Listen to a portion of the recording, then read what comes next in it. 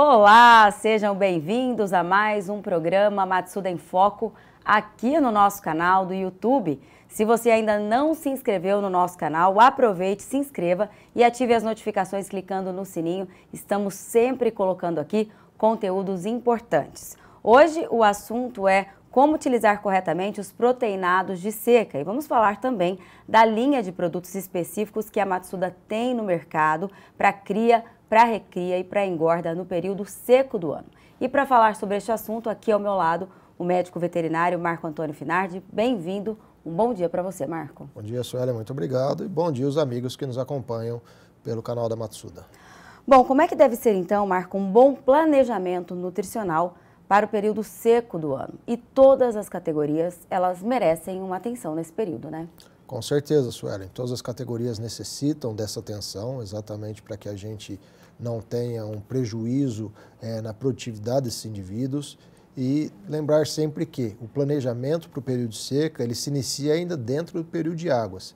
Exatamente planejando o que nós teremos de oferta de alimento para esses animais, planejando e manejando as forragens de forma a que nós tenhamos disponibilidade destas dentro do período de seca, de modo então a que dentro da seca, quando exatamente se iniciar a seca, que nós façamos somente as correções, os ajustes dentro do manejo nutricional para que nós tenhamos aí eficiência produtiva.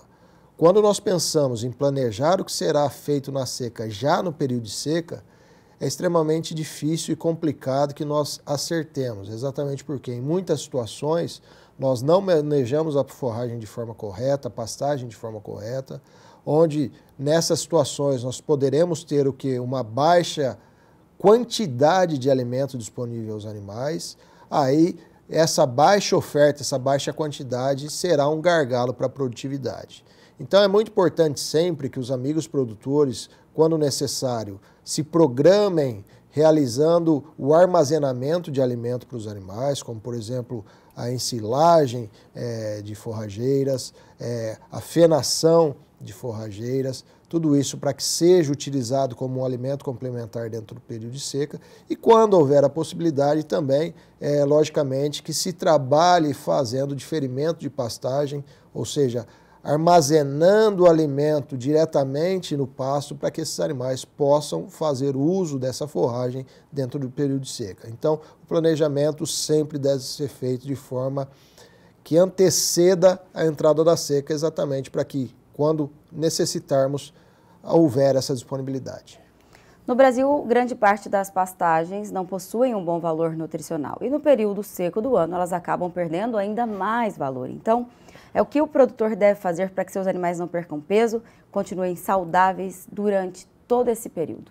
Suelen, quando nós pensamos exclusivamente em forragem dentro do período de seca, nós temos que lembrar que esse é um momento também bastante crítico para a planta, onde nós temos aí uma mudança climática que acaba impactando também a produtividade da forragem, acaba também tornando-se esse meio ambiente hostil para essa forragem e, logicamente, isso promove algumas alterações, algumas mudanças na quantidade de forragem disponível e principalmente na qualidade dessa forragem disponível.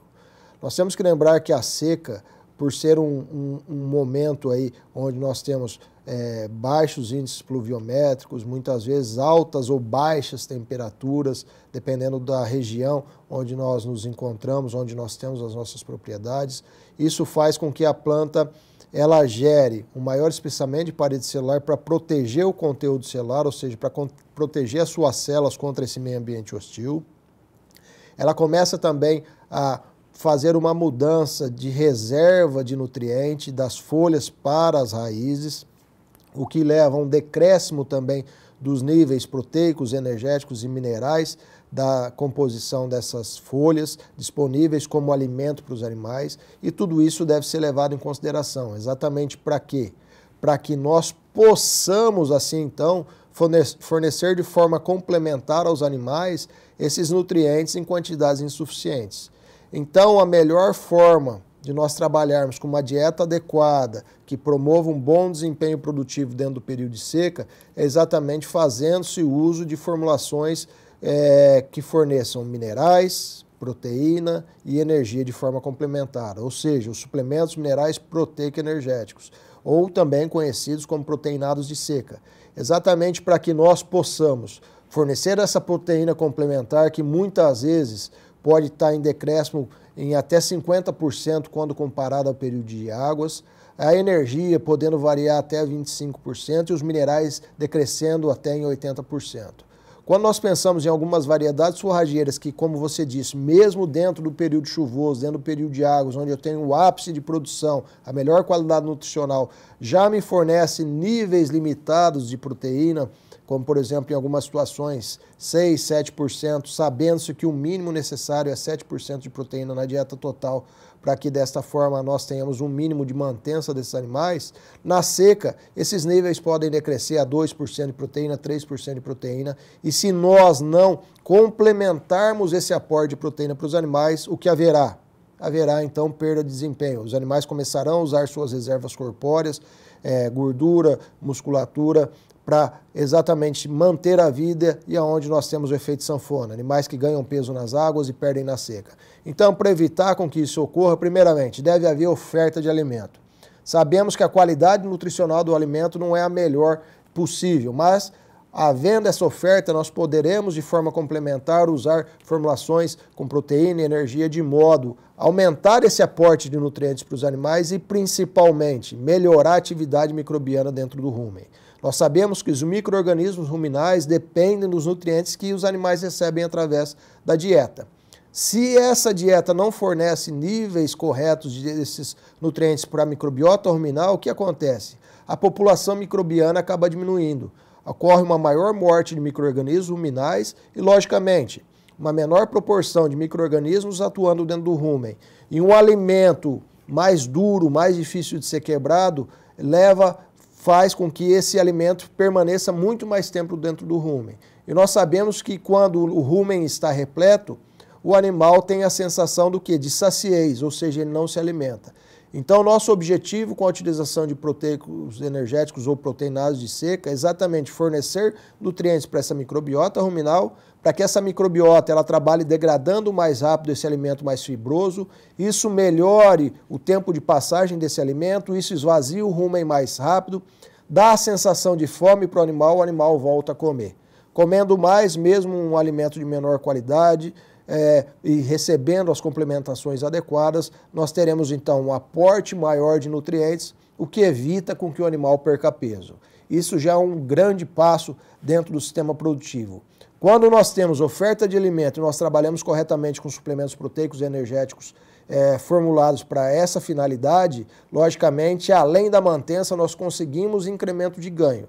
Logicamente, os ganhos não serão tão significativos quando comparado ao período de águas, mas mesmo assim serão ganhos. E ao invés de um animal perder, ele estará ganhando. Logicamente, isso antecipará todo o processo produtivo. Então, essa é a função, essa é a vantagem de nós trabalharmos corretamente com forragem e com suplementação.